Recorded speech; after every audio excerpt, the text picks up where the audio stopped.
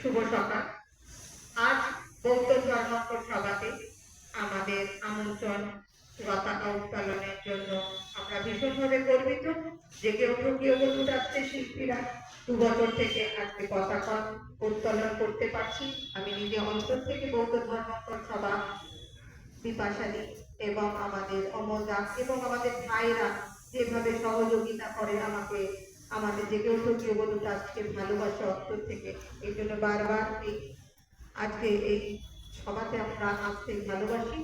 আজ হচ্ছে আমাদের ৭৯তম স্বাধীনতা দিবস।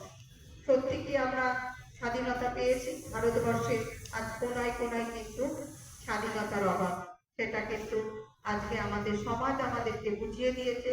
সেই জন্য চাই সমাজকে উন্নত করতে এবং সমাজকে সুস্থ স্বাভাবিকভাবে ফেরত আনতে।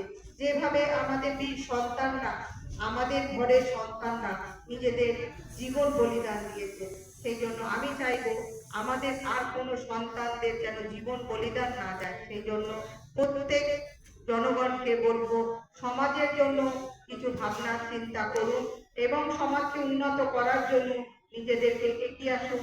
ভালো উন্নতির জন্য উন্নতির মনোভাবপূর্ণ কাজ রেখে আপনারা আপনাদের সমাজকে উন্নত করুন।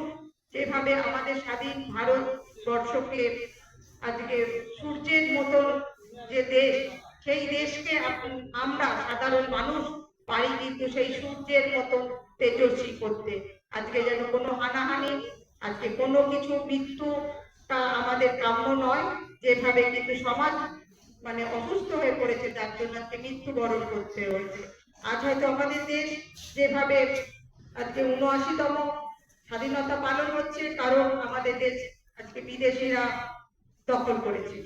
সেই জায়গা থেকে চাইবো আমাদের যেন আর কোনোভাবেই কোনো কিছুর বিনিময়ে আমাদের জীবন যেন না যায়, আমাদের সন্তানরা আমাদের অন্তরে থাকুক।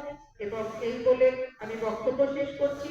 আমরা আমাদের বেশ কিছু পরিবেশন রয়েছে মঞ্চে, আমাদের শিল্পীরা সেই পরিবেশন করবেন।